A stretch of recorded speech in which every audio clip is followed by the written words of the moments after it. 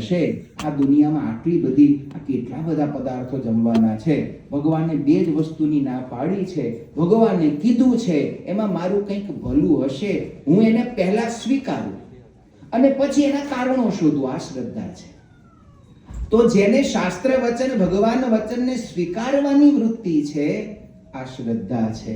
અને શ્રદ્ધાના પગથિયે ઊભા રહીશું તો જ આપણે ભગવાનને પામી શકીશું. બુદ્ધિ અને અમુક વસ્તુ સાબિતી ન હોય. અહીં તમે બેઠા છો, હમણાં આ થાળા થશે એટલે આપણને એમ થશે કે હવે જલ્દી કથા પૂરી થાય ને આરતી થાય તો નીચે પ્રસાદ બાજુ જઈએ.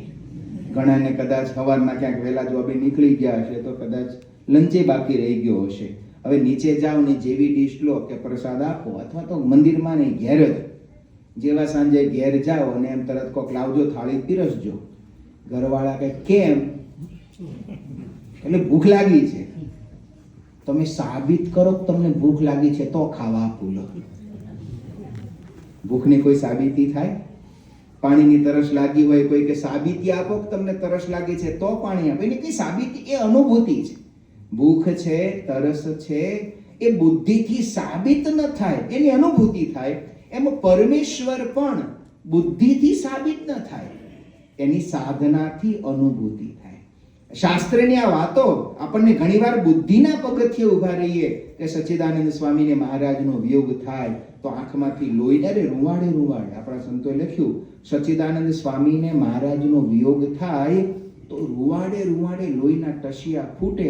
આટલો ભગવાનમાં સચ્ચિદાનંદ સ્વામીને સ્નેહ હતો. મહારાજ એક ગામથી બીજે ગામ જતા હોય ને, સચ્ચિદાનંદ સ્વામી મહારાજની માણકીની આગળ ઊંધા ચાલે.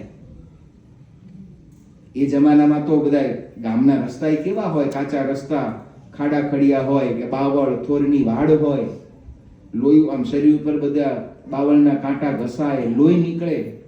પણ તોય સચ્ચિદાનંદ સ્વામીને મહારાજની મૂર્તિના વિયોગ કરતા આ બધી પીડા સરળ લાગતી. એટલો બધો સ્નેહ હતો, મહારાજ જ્યાં જ્યાં જાય સચ્ચિદાનંદ સ્વામી જોડે લઈ જાય.